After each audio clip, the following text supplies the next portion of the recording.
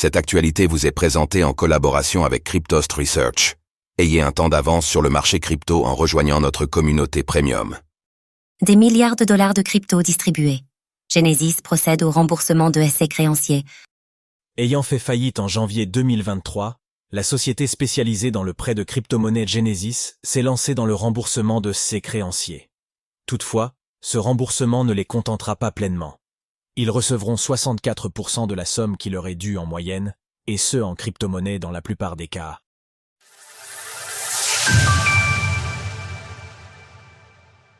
La première phase de remboursement officiellement enclenchée pour Genesis.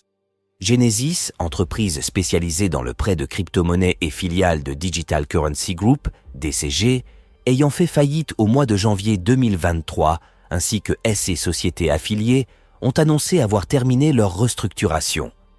Ainsi, Genesis s'est lancé dans la distribution des 4 milliards de dollars dus à ses créanciers.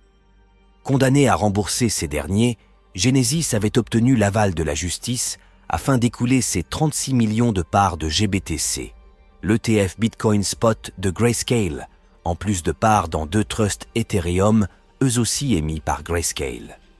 Cela lui a permis d'obtenir plus de 2 milliards de dollars, une somme nécessaire pour procéder au remboursement dont nous parlons.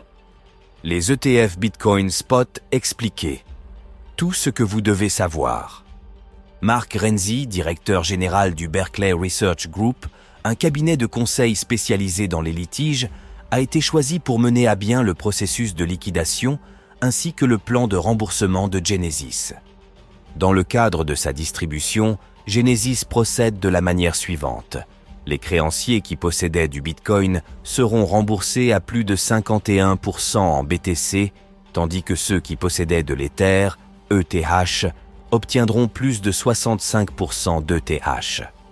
Les créanciers qui étaient en possession d'altcoins seront remboursés à plus de 87% à l'aide d'actifs divers et variés, sauf pour les détenteurs de Sol, la crypto-monnaie de Solana, qui ne recevront que 30% de leurs actifs. Ceux qui possédaient des stablecoins seront payés en monnaie fiduciaire, tout comme ceux qui ne possédaient aucune crypto-monnaie et à qui l'entreprise devait tout de même de l'argent. Les créanciers du courtier entendent bien être entièrement remboursés. En dépit de ces remboursements, les créanciers n'ont pas baissé les bras et souhaitent intenter de nouvelles poursuites contre la maison mère de Genesis, Digital Currency Group. Ils espèrent que le tribunal tranchera en leur faveur afin qu'ils puissent être complètement remboursés à terme. En tout, 70 millions de dollars seront alloués à ces actions en justice. Le fonds de litige sera composé de 26 millions de dollars en BTC, de 13 millions de dollars en ETH et 30 et 1 million de dollars en monnaie fiduciaire. Le conseiller juridique du comité de surveillance des litiges n'a pas encore été choisi, mais sa nomination ne saurait tarder. À lire aussi, les créanciers de Mt. Gox préfèrent-ils conserver leur Bitcoin, BTC, ou les revendre? À noter que Genesis s'est montrée relativement conciliante avec ses créanciers. L'entreprise a déclaré que ces derniers pourraient recevoir davantage de fonds que prévu dans le cas où il lui resterait des liquidités une fois la distribution initiale terminée. La société a également indiqué qu'elle attendait encore les verdicts de certains litiges dans lesquels elle est impliquée, ce qui pourrait lui permettre d'obtenir de nouveaux fonds. Communiqué de presse.